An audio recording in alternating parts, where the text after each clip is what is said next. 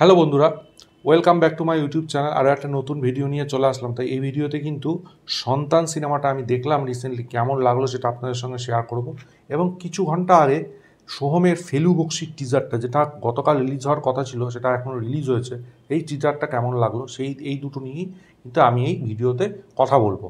প্রথমেই আমি সন্তান নিয়ে যদি বলি, রাজ চক্রবর্তী পরিচালিত, মিঠুন চক্রবর্তী, অনুসয়া মজুমদার, ঋত্বিক চক্রবর্তী, অহনা দত্ত অভিনীত সন্তান সিনেমাটা কেমন হলো সেটাই এবার আলোচনা করব। এছাড়া আরও অনেক কাস্ট আছে, ভালো ভালো অভিনেতা অভিনেত্রীরা আছেন।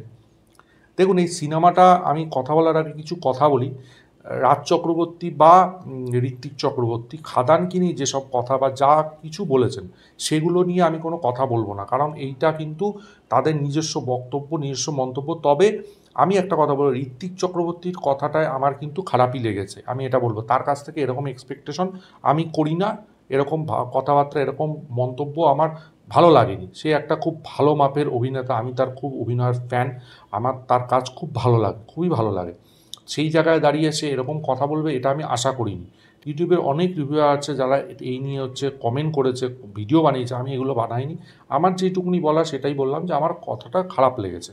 ঠিক আছে, এবার সন্তান সিনেমাটা কেমন হলো সেটা আমি বলি। দেখুন, একটা পারিবারিক সিনেমা বলতে যেটা বোঝায় সেটা হচ্ছে এই সিনেমাটা একদম পিওর পারিবারিক সিনেমা। আপনি নিজের ফ্যামিলি, নিজের বন্ধু বান্ধব সবাইকে নিয়ে সিনেমাটা দেখতে যেতে পারেন, এবং অবশ্যই বলবো সিনেমাটা গিয়ে দেখুন, হলে গিয়ে দেখুন। সিনেমাটা খুব ভালো হয়েছে, আমার খুব ভালো লেগেছে। কেন ভালো লেগেছে? প্রথম কথা, এই ধরনের সিনেমা যারা পছন্দ করেন না তাদের এই সিনেমাটা কিন্তু ভালো লাগবে না। এটা একদম পুরো কোর পারিবারিক একটা সিনেমা। ইমোশনাল দিকটা প্রচণ্ড আছে এই সিনেমাটার মধ্যে। অভিনয় নিয়ে আমি পরে বলছি, পরে আসছি। ইমোশনাল টাচটা যে সিনেমাটার মধ্যে আছে সেটাই আপনাকে এই সিনেমাটার মধ্যে কিন্তু আটকে রাখবে। বাবা ছেলের সম্পর্ক, সেই সম্পর্ক এবং বাবা ছেলের মধ্যে কী প্রবলেম, ঠিক আছে, এবং এখনকার দিনের কথা, সেটা হচ্ছে এই সিনেমা সবচেয়ে বড় পাওয়া। এটা কিন্তু একদম মানে রিসেন্ট টাইমকে রিলেট করবে, এরকম ঘটনা কিন্তু প্রায়শই বর্তমান জীবনে কিন্তু হচ্ছে। ঠিক আছে, সেইটাই কিন্তু এখানে ফুটিয়ে তুলেছে রাজ চক্রবর্তী এবং তার টিম। এবং এই সিনেমাটা কিন্তু আমি সত্যিই প্রশংসা করবো, সিনেমাটা খুবই ভালো হয়েছে, আমার খুব ভালো লেগেছে। এবং আরেকটা কথা বলি, এই সিনেমাটার রিয়াকশান বা রিভিউ দেওয়ার পরিপ্রেক্ষিতে আমি কিছু কথা বলবো, যেটা আমার সঙ্গে সবাই এগ্রি করবেন, যারা দেখেছেন বা দেখার পরেও হয়তো করবেন।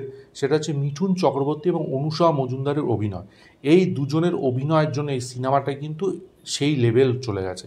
এই দুজন কিন্তু এই সিনেমাটা পিলার আমি বলতে পারি। এই দুজনের এই সিনেমাটার মধ্যে যা কেমিস্ট্রি, মিঠুন চক্রবর্তী তো একজন লেজেন্ড, ঠিক আছে, অনুসয়া মজুমদারও ব্যাপক অভিনয় করেছেন, ব্যাপক। তার অভিনয়ের আমি ভীষণ ফ্যান, আমার তার অভিনয় ব্যাপক লাগে।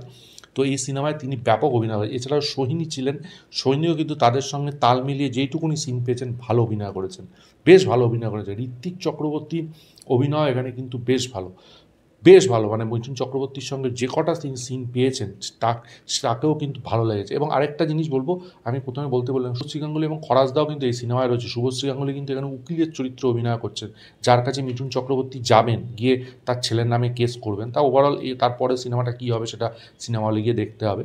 এবার কোর্ট ড্রামা সিনটার কথা বলি, কোর্ট ড্রামা সিনটা কিন্তু বেশ ভালো ফুটিয়েছে। ফরাজ মুখার্জির সাথে শুভশ্রী গাঙ্গুলির যে টাসেলটা, সেটা কিন্তু বেশ ভালোভাবে দেখিয়েছে, খুব ভালো লেগেছে কোর্ট ড্রামার সিনগুলো।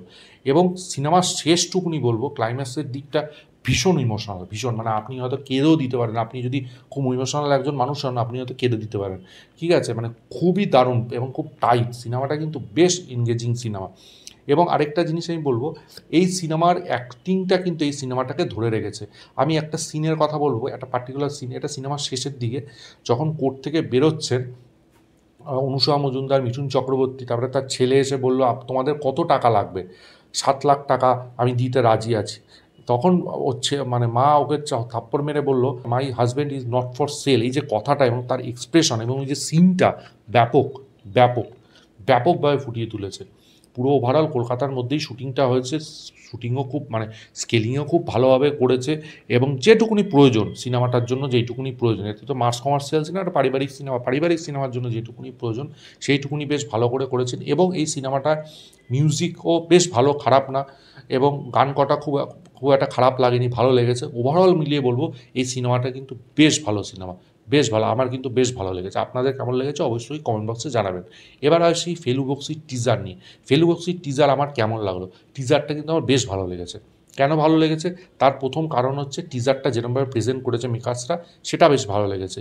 এখানে ফেলু বক্সি মানেই ফেলুদার চরিত্র অভিনয় করছে এরকম কিন্তু না। আমার মনে হচ্ছে ওর ক্যারেক্টারের নাম ফেলু বক্সি, ঠিক আছে? ও হয়তো ফেলুদার মতো ভাবে বা এরকম, বা ফেলুদা এবং বক্সি মানে ব্যোমকেশ বক্সি দুজনের কম্বিনেশনের মতো তার ও অত চিন্তা ভাবনা, এটা হতে পারে।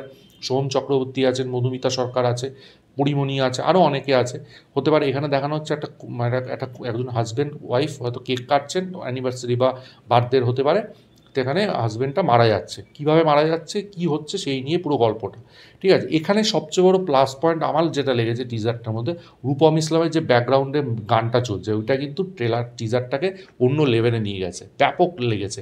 এবং যে সিন কাটগুলো সেগুলো কিন্তু আমার বেশ ভালো লেগেছে।